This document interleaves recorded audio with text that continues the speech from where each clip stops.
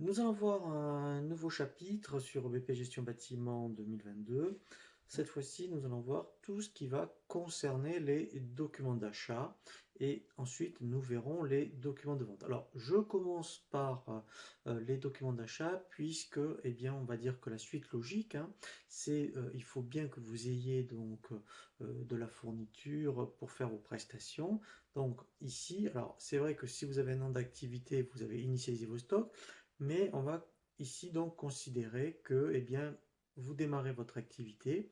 Eh bien, avant de pouvoir honorer des prestations pour vos clients, il va falloir que vous commandiez à vos fournisseurs vos fournitures. Donc là, en fait, on va vraiment voir tout le circuit, je dirais des documents d'achat.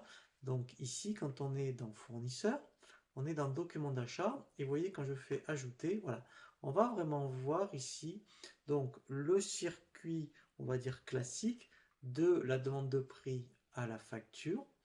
Et ensuite, on verra des cas particuliers comme effectivement les factures d'acompte, les avoirs d'acompte, les bons de réception et les bons de retour. Donc là, on va commencer eh bien, à faire ce qu'on appelle une demande de prix, hein, donc qui correspond à un devis à un fournisseur.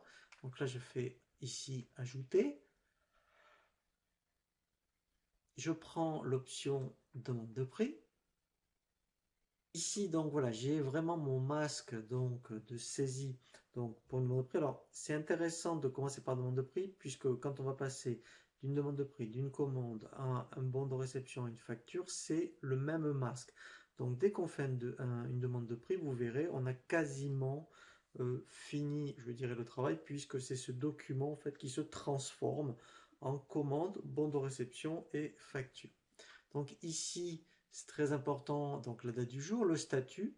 Donc ça, vous verrez ici, donc eh bien, vous allez voir quand on va accepter dans le prix en commande, le statut va changer.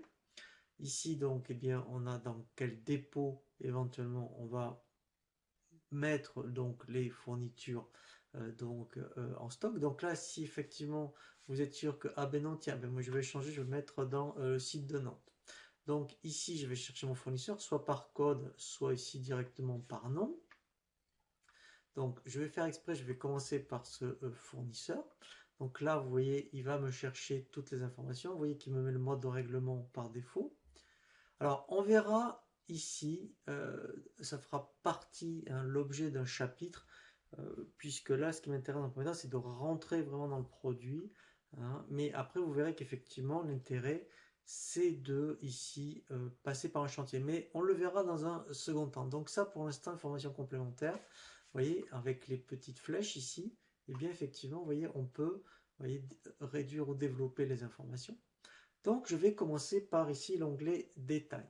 Donc ici, eh bien, je vais faire une demande de prix pour mes fournitures. Alors, je vais faire exprès, je vais aller prendre une demande de prix pour toutes mes fournitures. Donc ici, je demande une demande de prix, vous voyez, pour ma baignoire. Je vais refaire ici, ajouter. Je vais, alors, ici, refaire une demande de prix pour une ligne de fourniture, donc pour mon robinet, par exemple. Alors, je peux faire ajouter, vous voyez, ou cliquer directement dans les colonnes, comme ça, je vais faire comme ça va, et mes joints. Voilà, donc vous voyez qu'ici, si j'avais mis, vous voyez, je ne l'ai pas fait, mais là c'est intéressant, comme ça on voit la différence. Si j'avais bien mis dans tous les éléments la référence fournisseur, vous voyez que l'intérêt, le fournisseur voit ici directement, et bien, donc sa référence. Donc là, ici, donc, ma demande de prix est terminée. Eh bien, je vais aller ici dans récapitulatif. Donc ça, c'est vraiment le pied de ma demande de prix. Alors, je vais laisser les frais de port, hein, comme ça, vous voyez, je vois bien mes frais de port. Ensuite, donc ça, c'est toute la partie donc facturation. Donc ça, on verra justement quand on acceptera la demande de prix.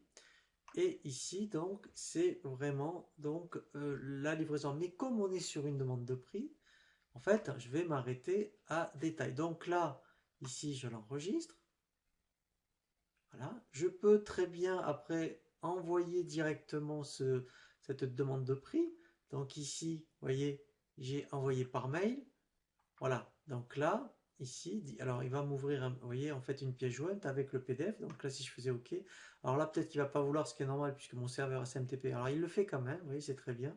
Donc là, vous voyez, si j'avais indiqué le fournisseur, donc l'email du fournisseur, et bien directement, je pourrais faire envoyer. Alors, avant bien sûr de l'envoyer, on fait un aperçu ici. Et là, en fait, j'ai donc ma demande de prix. Je vérifie que tout est conforme. Donc là, tout est bon. Et donc après, je peux l'enregistrer et l'envoyer. Donc là, en fait, vous voyez que maintenant, vous voyez ici, quand je fais tous, je peux visualiser tous les types de documents, mais je peux demander ici de visualiser que les demandes de prix, par exemple. Donc je vais considérer que donc, le fournisseur me répond à ma demande de prix, ça me convient. Je vais lui passer une commande. Donc ici, pour passer la commande, donc dès que je clique, alors ça c'est très important parce que sur ces nouvelles versions, il faut faire très attention. Vous voyez qu'ici, les options ont changé. Dès que je clique sur devis, voilà, ici, vous voyez, donc j'ai plus d'actions qui est apparue. Donc si je clique dessus, voilà, donc ça c'est très important. Je vais transformer donc ma demande de prix en, et lui automatiquement il connaît la suite logique, c'est une commande. Donc là je fais lancer. Voilà, donc là, voilà, ça c'est très bien. Ici, vous voyez, comme il a détecté que les prix étaient différents dans la fiche fournisseur que sur ma demande de prix, il me demande si, en fait, vous voyez ce que je veux mettre à jour. Je peux dire que je veux le mettre à jour à différents endroits, au niveau de la fiche élément, mais aussi dans mon prix d'achat du fournisseur. Comme ça, au moins, après, eh bien, effectivement, je vais faire même créer les prix. Vous allez me les historiser. Comme ça, après, ben, je saurai exactement le dernier prix d'achat. Donc là, je fais OK. Voilà. Et là, si je coche, il va m'ouvrir donc la commande. Et là, en fait, je vais avoir donc voilà. Vous voyez que c'est pour ça que dès que vous avez fait la demande de prix, vous avez fait le plus important parce que tout est identique. Alors, pour l'instant, je ne parle pas des chantiers. Et ici, voilà, donc là, c'est là où c'est intéressant. Donc là, vous voyez, d'où l'intérêt de passer par une demande de prix, parce qu'après, vous avez l'historique. Là, je sais que je suis dans ma commande, vous voyez, mais que c'est à partir de ma demande de prix 001. Donc après, c'est intéressant parce que ici, eh bien, je vais dire, OK, donc je vais valider ma commande, je vais l'accepter. Et ici, vous voyez, je pourrais très bien lui demander d'une adresse de livraison, vous voyez, différente à mon dépôt, par exemple de Nantes, chez le client. Vous voyez, donc ça, c'est vraiment très bien. Voilà, hein, donc là, vous voyez, si j'avais au dépôt, et bien après, effectivement, voilà. Vous voyez, ici, site de Nantes. Voilà, donc là, je mettrai France, hein, bien sûr.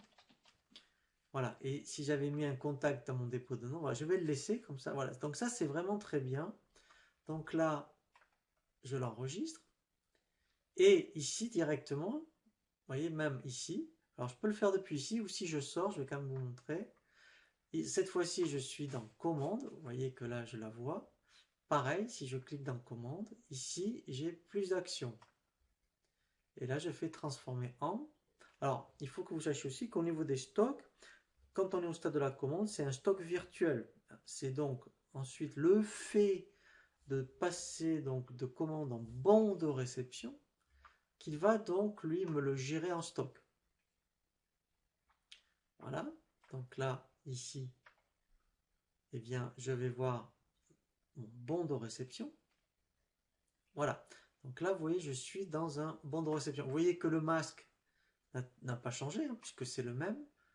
Voilà, et ensuite, eh bien, effectivement, donc là, on verra justement les acomptes. Hein.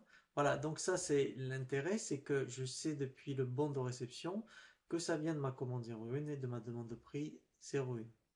Et dernière étape, donc là maintenant vous voyez quand je veux consulter mes bons de réception, je vais ici. Si je clique directement sur mon bon de réception, plus d'actions, transformer en, et là je vais donc le transformer en facture. Donc là je fais lancer. Voilà. J'ouvre mon document.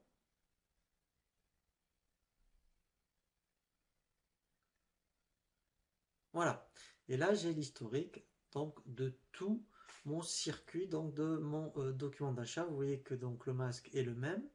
Et après, eh bien effectivement, hein, on verra effectivement donc les échéanciers, les acomptes, les règlements.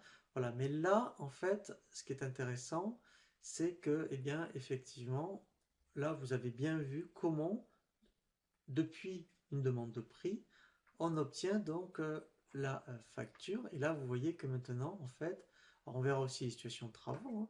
Voilà. Et ici, donc, je suis, vous voyez, donc dans ma facture.